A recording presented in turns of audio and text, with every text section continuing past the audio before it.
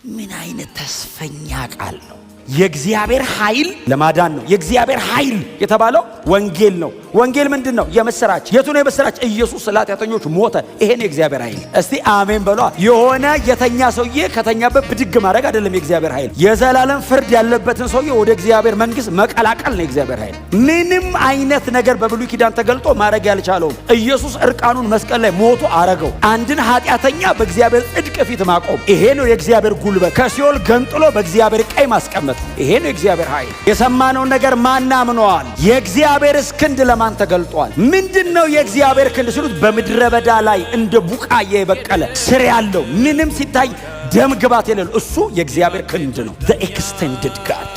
የቱ ነው የእግዚአብሔር ኃይል? የተሰቃየው ክርስቶስ ሂስቶሪካሊ መሬት ላይ ኢንካርኔት ያደረገው ጋድ። ይሄ ነው የእግዚአብሔር ኃይል። ይሄ ነው እግዚአብሔር ክብር። ሌላ ኃይል ሌላ ክብር አጠብቁ። ከዚህ በኋላ የሚገለጥ ክብር አለ። አዎ፣ አማኝ በሙሉ የሚጠብቀው፣ ሰማይና ምድር የሚጠብቀው፣ ፍጥረት በሙሉ የሚጠብቀው የእግዚአብሔር ክብር የኢየሱስ ዳግም መመለስ እሱ ነው። የለም ሌላ። ስሙ ለዘላለም የተመሰገነ ይሁን።